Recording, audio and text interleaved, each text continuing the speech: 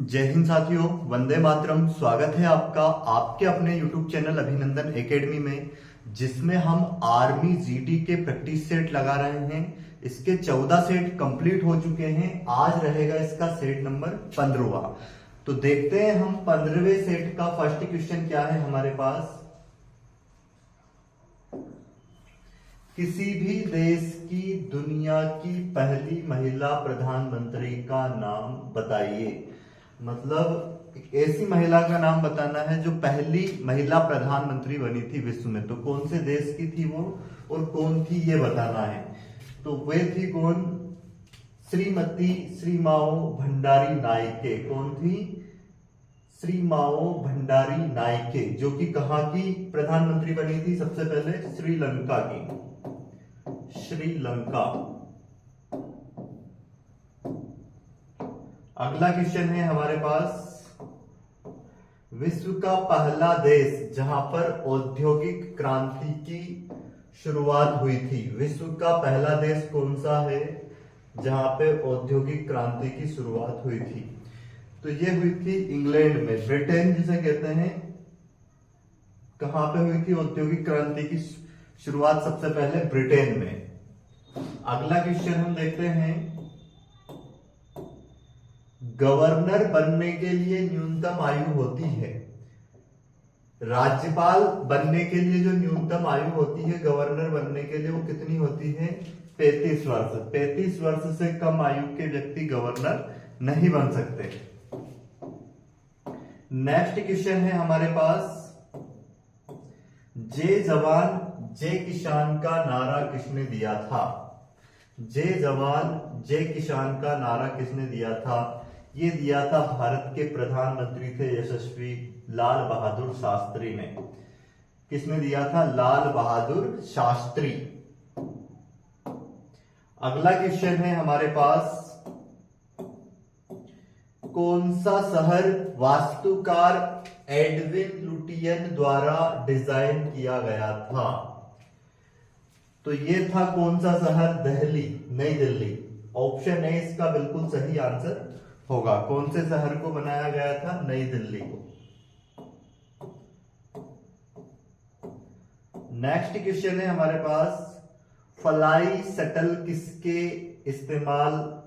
किसके लिए इस्तेमाल करते हैं?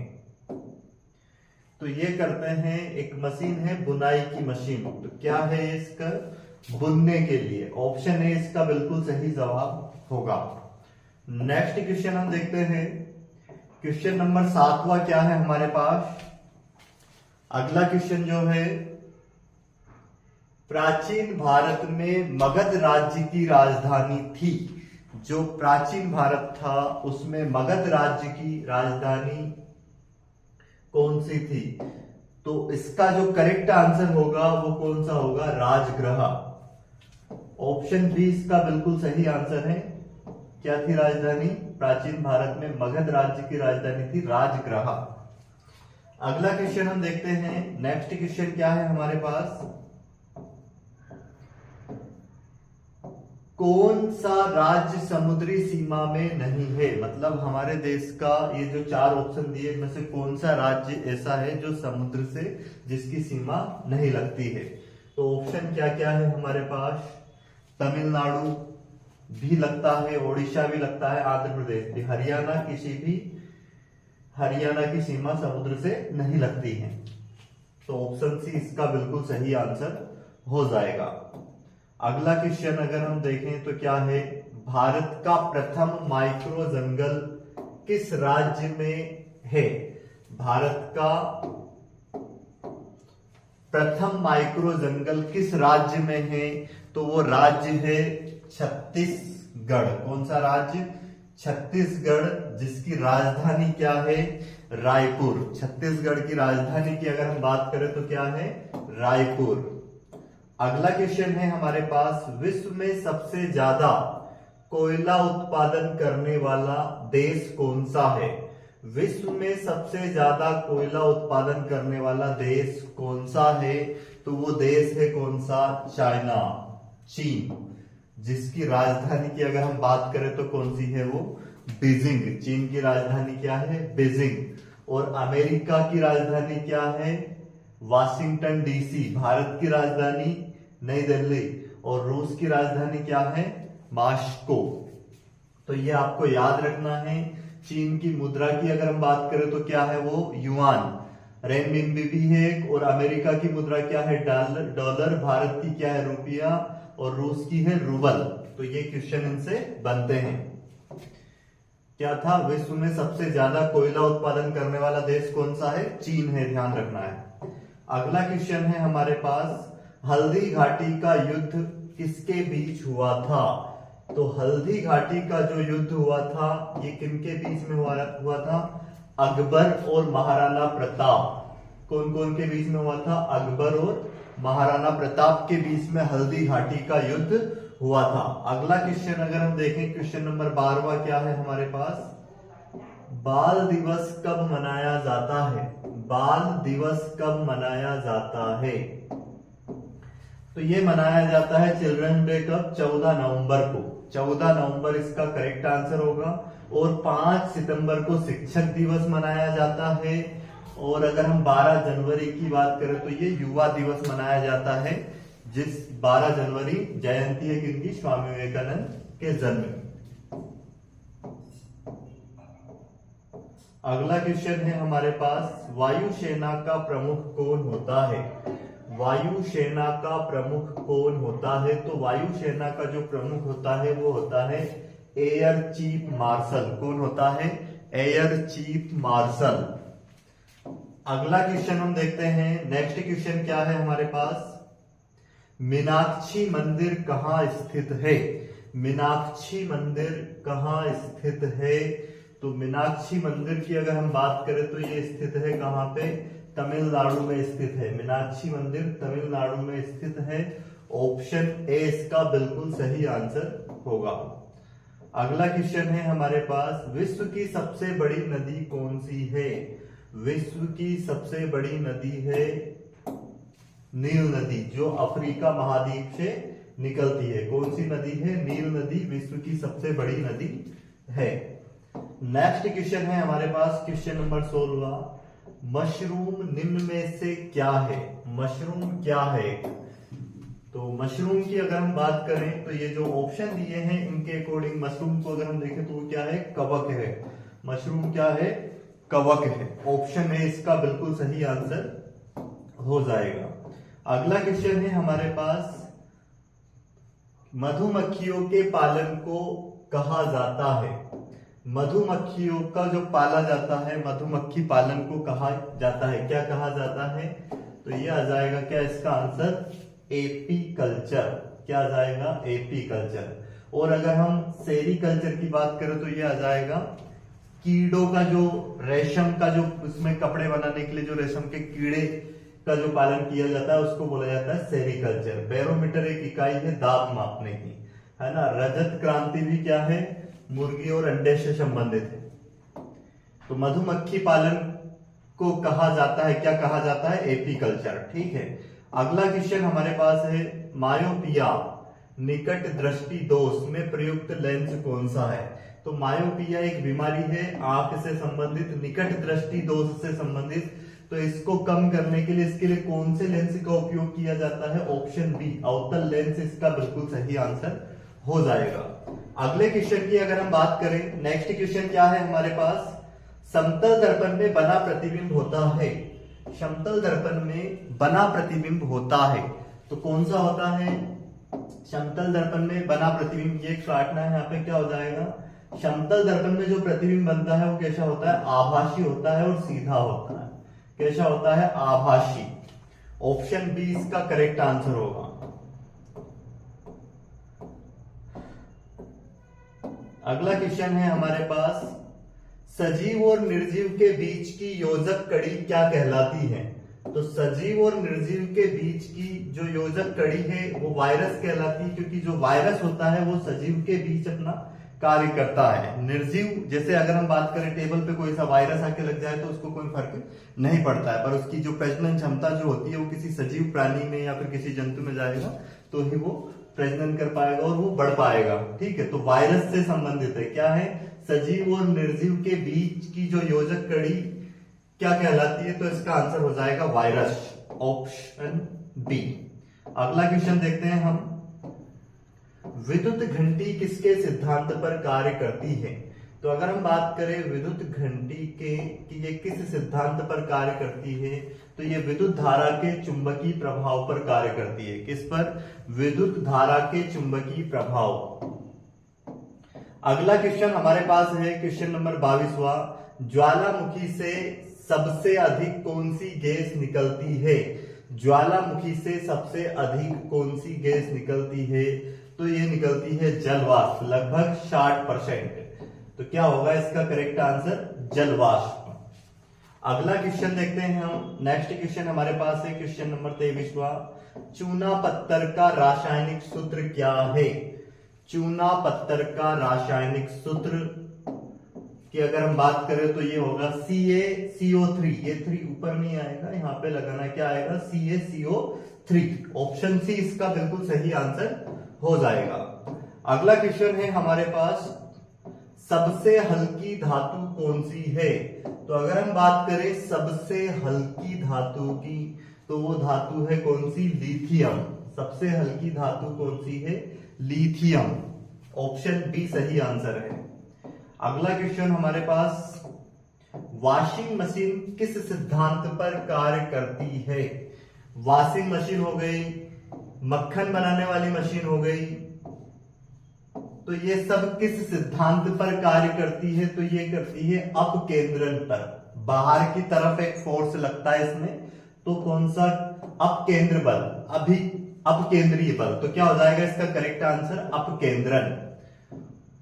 अगला क्वेश्चन हम देखते हैं क्वेश्चन नंबर 26वां क्या है हमारे पास, निम्नलिखित में से फोटोग्राफी में प्रयुक्त होती है? तो फोटोग्राफी में क्या प्रयुक्त होती है इसमें? तो इसका जो सही आंसर होगा ये होगा सिल्वर ब्रोमाइड। फोटोग्राफी में सिल्वर ब्रोमाइड का प्रयोग किया जाता है। अगला क्वेश्चन हमारे पास है क्वेश्चन नंबर 27वां, किसी व्यक्ति का संपूर्ण प्रतिबिंब देखने के लिए समतल दर्पण की न्यूनतम ऊंचाई कितनी होती है? मतलब जैसे कि अगर मेरे को ही पूरा प्रतिबिंब अगर देखना है अपना, तो वो जो दर्पण आगे समतल दर्पण रहेगा उसकी ऊंचाई कितनी होनी चाहिए? तो वो होनी चाहिए लगभग व्यक्ति के ऊंचाई की अगर आधी भी होगी उसकी समतल दर्पण की ऊंचाई। जैसे यहाँ पे अगर क्या है, एक समतल दर्पण है और व्यक्ति इससे डबल है, तो इसके सामने अगर ये समतल दर्पण रखा है तो व्यक्ति की ऊंचाई से अगर आधी भी समतल दर्पण की ऊंचाई होगी तो व्यक्ति अपना पूरा प्रतिबिंब इसमें देख पाएगा। तो क्या हो जाएगा करेक्ट आंसर? एक व्यक्ति की ऊंचाई का आधा। ऑप्शन बी इसका बिल्कुल सही आंसर होगा। अगला क्वेश्चन देखते हैं हम। क्वेश्चन नंबर 28वां क्या है, ट्यूबलाइट में किस गैस का प्रयोग होता है? जो ट्यूबलाइट होती है उसके अंदर कौन सी गैस भरी होती है, कौन सी गैस का उपयोग किया जाता है? तो वो गैस है कौन सी? आर्गन। ऑप्शन 4 इसका करेक्ट आंसर है, ऑप्शन डी। नेक्स्ट क्वेश्चन है हमारे पास, घेंघा रोग किसकी कमी से होता है? तो जो घेंघा रोग होता है वो किसकी कमी से होता है? वो आयोडीन की कमी से होता है। किसकी कमी के कारण हो जाता है घेंघा रोग? आयोडीन की कमी के कारण। ऑप्शन ए इसका बिल्कुल सही जवाब होगा। अगला क्वेश्चन है हमारे पास क्वेश्चन नंबर 30वां, शीशा का संकेत क्या है? शीशा का संकेत क्या है? तो ये होगा पीबी। पीबी जो संकेत है ये किसका है? शीशा का है। ये 30 क्वेश्चन हमारे हो गए हैं जीके और साइंस के। अब 20 क्वेश्चन रहेंगे मैथ्स और रीजनिंग के। क्लास अगर आपको अच्छी लग रही है तो इसको शेयर जरूर करें, सब्सक्राइब भी जरूर करें चैनल को, ताकि सभी वीडियो आपके पास आ जाए। जितने भी इसमें वीडियो डाले गए हैं, जैसे 15वां सेट है, अगर आप चाहते हैं कि ये सारे सेट आपके पास इसकी प्लेलिस्ट खुले तो इसके लिए आपको बेल आइकन दबाना है और चैनल को सब्सक्राइब कर लेना है ताकि नोटिफिकेशन भी आपको मिलते रहे। मैथ्स का पहला क्वेश्चन क्या है हमारे पास, आयत का परिमाप का सूत्र हमें बताना है। जो रेक्टेंगल होता है उसका पेरीमीटर क्या होता है? उसकी चारों भुजाओं का योग। तो इसका जो करेक्ट आंसर होगा क्या होगा? 2l + b, क्योंकि आयत इस प्रकार से होता है, ये इसकी लंबाई हो गई, ये इसकी चौड़ाई हो गई।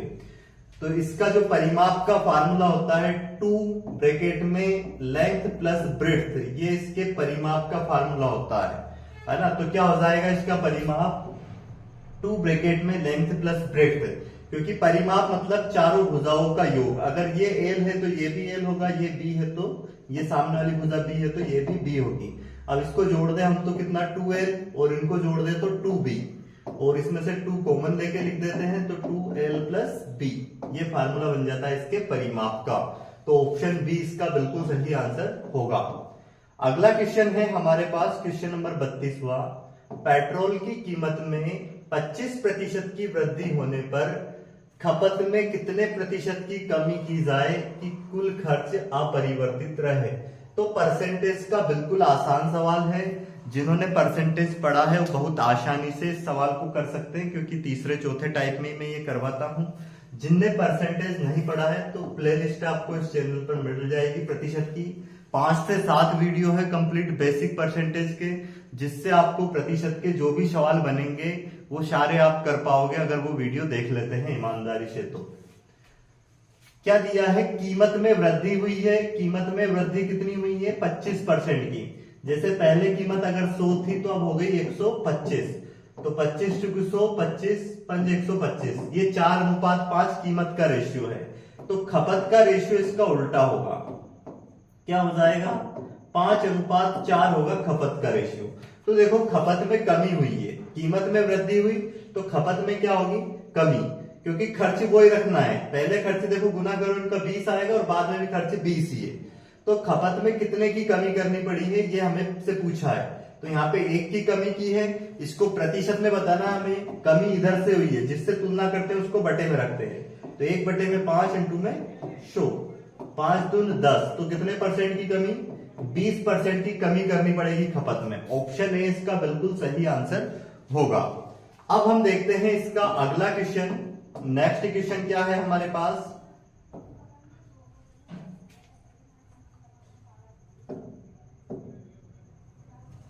बहत्तर 162 216 का एलसीएम निकालना है। तो निकालते हैं, इनका एलसीएम क्या आएगा, 72 162 216। 2 से काटेंगे पहले, ये 36 बार में कटेगा, ये कटेगा 81 बार में, और ये कटेगा 2 एकम 2 बार में, यानी कि 2 8 16। फिर 2 से काटेंगे, 2 से ये कटेगा 18 बार में, ये नहीं कटेगा, और ये कटेगा 54 बार में। फिर 2 से काटेंगे, 2 नाम 18, और ये 2 से कटेगा नहीं, और इसको काटेंगे तो ये 27। फिर 3 से हम काटेंगे, 3 तिया 9, 3 दून 6, 3 7 21, और ये 3 नाम 27। फिर 3 से हम काटेंगे इसको, 3 एकम 3, 3 नाम 27, 3 तिया 9। फिर 3 से कट जाएगा, 3 तिया 9, 3 एकम 3, फिर 3 से कटेगा। अब इनका कर लेंगे हम गुना सभी का। तो गुना करने पे क्या आएगा, पहले 2 का गुना करते हैं, 2 दूनी 4 दूनी 8, और इनका गुना करते हैं 3 गुने 3 9, और ये 9, तो कितना हो जाएगा 81।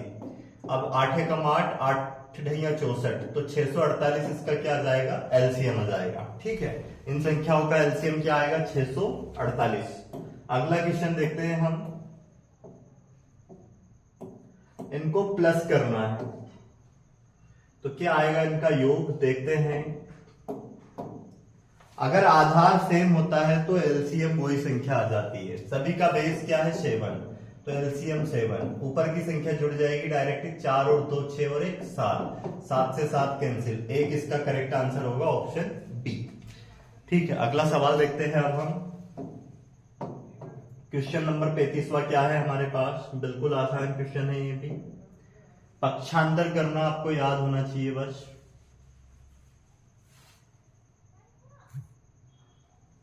यहां पे इसमें सवाल में थोड़ी मिस्टेक हुई है।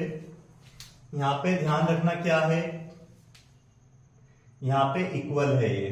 अब इसको सोल्व करना है तो क्या आएगा, इधर हमारे पास क्या है 6600 बराबर, ये माइनस माइनस वाले प्लस हो जाएंगे तो कितना हो जाएगा, इनको जोड़े तो हम 1 से तो एज इट इज लिखा हमने, ये 0 और 7 को प्लस करेंगे तो कितना आएगा 7, फिर 3 और 2 5, और फिर 4 3 एज इट इज, ये इधर आके प्लस हो जाएगा, इधर जो माइनस की वैल्यू वो इधर आके प्लस हो जाएगी, तो क्या हो जाएगा 6600, और ये इधर आके प्लस होगा, इसमें 3 4 5 7 बराबर x, इनको जोड़ेंगे कितना हो जाएगा 7, और ये 5 6 4 10 की 0 हासिल 1, ये 5 है, ठीक है, और फिर 6 3 9 और 1 10, तो 10,057 इसका करेक्ट आंसर होगा, जो कि कौन सा ऑप्शन है, ऑप्शन बी दिया गया, ऑप्शन बी इसका सही आंसर हो जाएगा।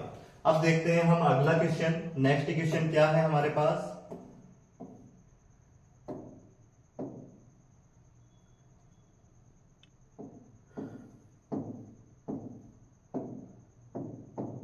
देखो ए का मान कितना दिया है -1, बी का मान दिया -2, सी का मान दिया 3, और हमें इसकी वैल्यू ज्ञात करनी है। तो एक ही जगह पे रखेंगे -1 और उसका वर्ग करेंगे, प्लस एक ही जगह पे वही -1 रखा, और बी की जगह पे क्या रखेंगे -2, और सी की जगह पे क्या रखेंगे 3, ये रख दिया, माइनस बी की जगह पे क्या रखेंगे -2, इसको हम सोल्व कर देंगे।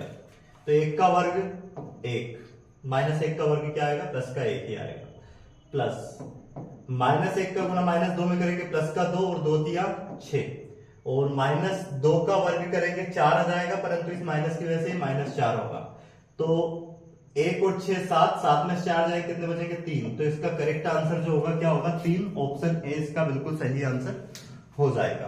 अब हम देखते हैं अगला सवाल।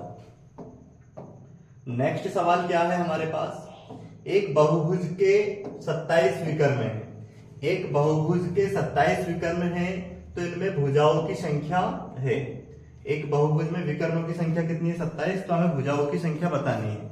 तो विकर्ण की संख्या का जो फार्मूला होता है वो क्या होता है, डायगोनल, d बराबर n-3 और बटे में 2।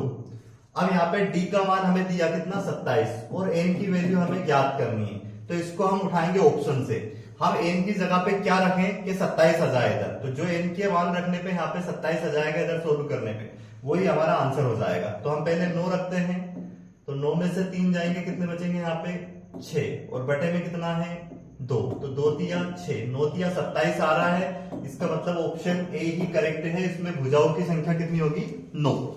अब देखते हैं अगला क्वेश्चन। नेक्स्ट क्वेश्चन क्या है हमारे पास, क्वेश्चन नंबर 38वां, 3/30 को प्रतिशत में चेंज करना है। क्या करना है, 3/30 को चेंज करना है परसेंटेज में, तो फ्रैक्शन को परसेंटेज में चेंज करने के लिए हमें सिर्फ 100 से गुना करना पड़ता है, तो ये 0 से 0 कैंसिल, 3 से 3 कैंसिल, तो कितना आ गया 10%, तो 3/30 का परसेंटेज क्या बनेगा 10%, ऑप्शन बी इसका बिल्कुल सही आंसर होगा। अगला क्वेश्चन हम देखते हैं, नेक्स्ट क्वेश्चन क्या है हमारे पास, क्वेश्चन नंबर 39वां, ए और बी दो नल किसी टंकी को क्रमशः 10 घंटे व 15 घंटे में भर सकते हैं, तो वो दोनों नल मिलकर कितने समय में भर सकते हैं। देखो नल ए किसी टंकी को कितने घंटे में 10 घंटे में भर सकता है,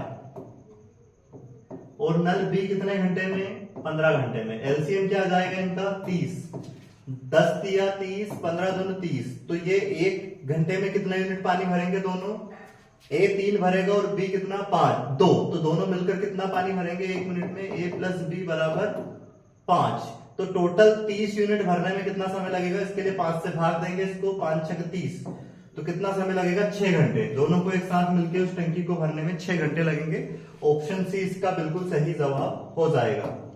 अगला क्वेश्चन हम देखते हैं, क्वेश्चन नंबर 40वां क्या है हमारे पास, किसी वस्तु का क्रय मूल्य 1590 है, तो उसे 30% लाभ पर बेचा गया, तो विक्रय मूल्य ज्ञात करें। विक्रय मूल्य ज्ञात करने के लिए क्या होता है, एसपी बराबर सीपी इंटू में 100 प्लस माइनस प्रॉफिट या लॉस परसेंट बटे में 100 होता है, तो सीपी हमें कितना दिया 1590 इंटू में 100, प्रॉफिट कितना दिया 30, तो कितना हो जाएगा ये 130, दोनों को जोड़ेंगे प्रॉफिट हुआ है तो, और बटे में कितना 100, 2 0 से ये 2 0 कैंसिल, 13 9 कितना होता है 13 9 की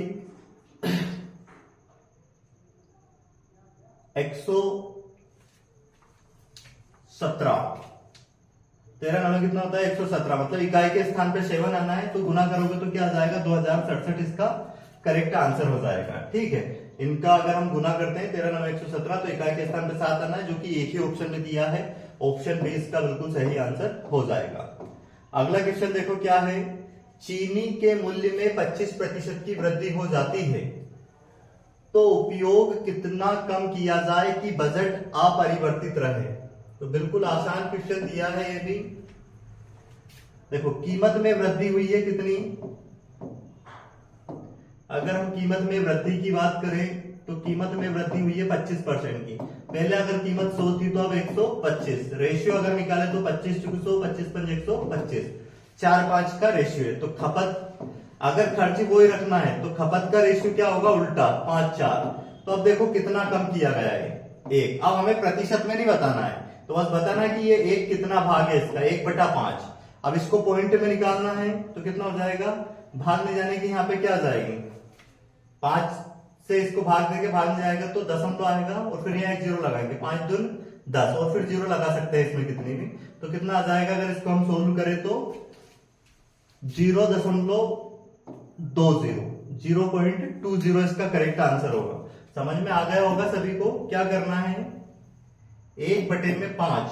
ठीक है, 1/5 को अगर हम सोल्व करें तो क्या आएगा, यहाँ पे भाग में जाएगा उसकी तो दशमलव, फिर यहाँ 10 हो जाएगा, तो 0.5 दूनी 10। अब ये 0.2 आएगा, परंतु यहाँ पे इसके बाद कितने भी 0 आप लगा सकते हो, तो ये क्या आ जाएगा, ऑप्शन ए इसका करेक्ट आंसर होगा।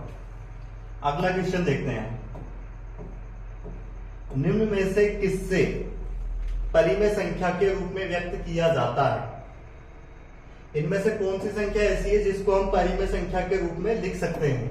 देखो परिमेय संख्या पाई को अगर हम बात करें तो ये परिमेय संख्या नहीं है, √3 भी परिमेय संख्या नहीं है, क्योंकि इसको अगर हम निकालेंगे रूट से बाहर तो पॉइंट में आएगी वैल्यू, और पॉइंट के बाद संख्या रिपीट होती जाएगी और अलग अलग संख्या आएगी। वैसे पॉइंट ये √5 की भी वैल्यू बाहर निकालेंगे तो ये भी नहीं निकलेगी, ये भी पॉइंट में संख्या पॉइंट के बाद आती जाएगी।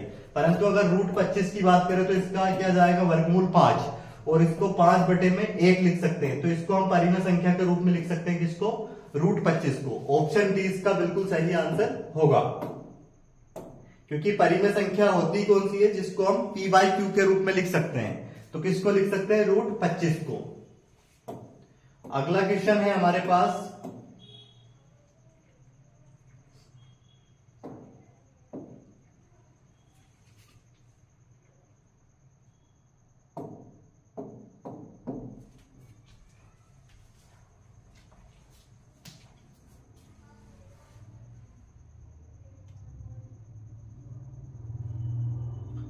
यहां पे ये प्लस की जगह पे डिवाइड होगा, है ना, इसको करते हैं सोल्व।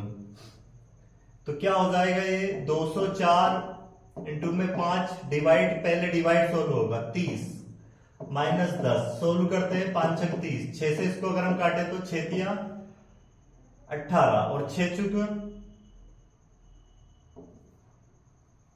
24, 24 में से 10, 34 में से 10 जाएंगे तो कितने बचेंगे, 24।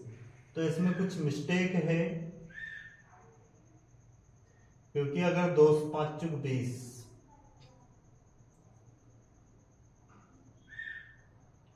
204 का अगर गुना करेंगे तो बहुत बड़ी वैल्यू आएगी, जो कि ऑप्शन में दी नहीं है। तो हम उसको क्वेश्चन को सोल्व करते हैं, ऑप्शन इसके गलत है, ऑप्शन चेंज कर लेंगे। तो पहले क्या करेंगे, यहाँ पे गुना करेंगे, 5 चुक 20 की 0 हासिल 2, फिर 5 दूनी 10, 10 20 प्लस 30 माइनस 10, इसको अगर सोल्व करें तो ये 1050 हो जाएगा, इनको जोड़ेंगे तो, और इसमें से 10 घटा देंगे तो 1040 इसका करेक्ट आंसर हो जाएगा। तो क्या आ जाएगा इसका आंसर सही 1040 होगा, जो कि किसी भी ऑप्शन में नहीं दिया है ना। तो इसके ऑप्शन गलत है, एक ऑप्शन ये बना लेना, क्वेश्चन के अकॉर्डिंग ये इसका करेक्ट आंसर हो जाएगा। अगला क्वेश्चन हम देखते हैं, AC का 50% जो A है वो किसका है, A दिया है हमें C के 50% के बराबर, ठीक है। और जो B है C का कितना दिया है, 25%। तो ए बी से कितना प्रतिशत अधिक है ये हमें देखना है। तो यहां से प्रतिशत हटाएंगे तो बटे में क्या लगाएंगे, प्रतिशत हटाएंगे बटे में 100, 50 गुण 100। तो यहाँ पे ए बटे में सी, ये बटे में जाएगा, इधर क्या जाएगा 1/2। ए अनुपात सी कितना हो जाएगा 1/2। वैसे सी इधर बटे में जाएगा। यहाँ पे पहले सोल्व करते हैं, प्रतिशत हटाया बटे में 100, 25 चुक 100। तो यहाँ पे बी बटे में क्या हो जाएगा सी बराबर कितना 1/4। अब हमें ए बी सी का रेशियो निकालना है, ए अनुपात बी अनुपात सी। तो यहाँ पे देखो सी का मान 2 है और यहाँ पे 4 है, तो इसको सेम कैसे करेंगे, यहाँ पे अगर ये 4 है तो इसको भी हमें 4 बनाना पड़ेगा, सी के मान को बराबर करना पड़ेगा। तो इसमें 2 का गुना यहाँ करेंगे तो 2 का गुना ऊपर करना पड़ेगा।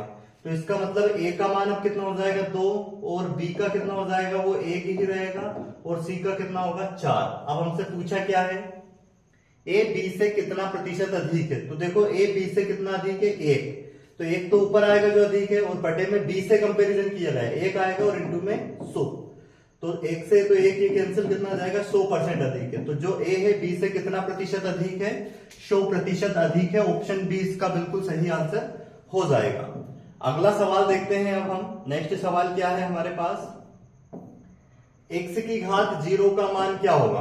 देखो किसी भी संख्या की घात अगर 0 होती है तो उसका मान क्या आता है 1। कोई सी भी संख्या हो अगर उसकी घात 0 हो जाती है तो उसकी वैल्यू 1 होती है। तो ऑप्शन ए करेक्ट आंसर हो जाएगा। अगला क्वेश्चन देखो, क्वेश्चन नंबर 46वां। यदि दूध का, अब ये रीजनिंग का क्वेश्चन आ गया है, यदि दूध का संबंध पानी से है तो घी का संबंध क्या होगा। जैसे दूध में पानी मिलाते हैं वैसे ही घी में वनस्पति मिलाते हैं। क्या मिलाते हैं, वनस्पति। ऑप्शन ए इसका करेक्ट आंसर होगा। अगला क्वेश्चन अगर हम देखें तो क्या है, ये सीरीज का क्वेश्चन है। देखो यहाँ पे ये एक विषम संख्याओं की सीरीज चल रही है, 1 3 5 7 के बाद फिर आ जाएगा 9। तो ऑप्शन डी करेक्ट आंसर होगा। अगला क्वेश्चन हम देखते हैं, 49 विद्यार्थियों में टोटल कितने विद्यार्थी 49, कुल विद्यार्थियों की अगर हम बात करें तो कितने हैं 49, टोटल विद्यार्थी 49 है।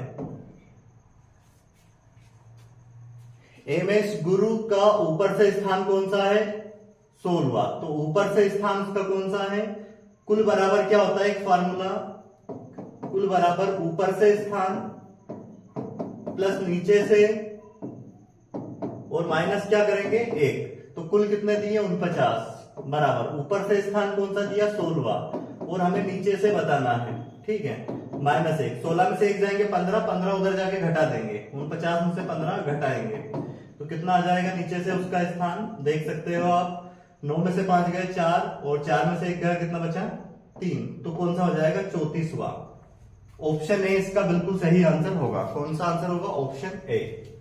अब देखते हैं अगला क्वेश्चन। जिस तरह रेल ट्रेन से संबंधित है उसी तरह बस से क्या संबंधित होगा। यहाँ पे ट्रेन की जगह पे ट्रैक कर लेना। ट्रैक मतलब वही पटरी, जैसे रेल ट्रैक से संबंधित है, रेल पर ट्रैक पर चलती है, उसी तरह बस से संबंधित है। बस किससे संबंधित है, यात्री से, बस स्टेशन से, सड़क से। तो जिस तरह रेल ट्रैक पर चलती है उसी तरह बस किस पर चलती है, सड़क पर। ऑप्शन सी इसका करेक्ट आंसर होगा। अगला क्वेश्चन देखते हैं। एक अनुक्रम दिया गया है जिसमें हमें एक पद लुप्त है, तो सही पद का चयन करना है। करें इस क्वेश्चन को आप सोल्व पहले। देखो एन कितने पे आता है 14 पे, पी आता है 16 पे, एक्स आता है 24 पे, और एल आता है कितने पे 12 पे, क्यू आता है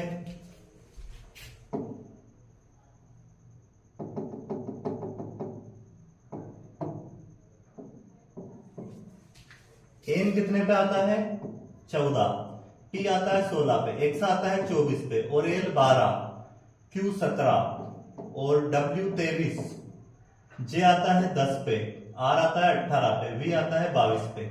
तो अब यहां पे देखो कितना 2 कम किया है, और यहां पे फिर 1 बढ़ाया है, और इसमें फिर 1 कम किया है।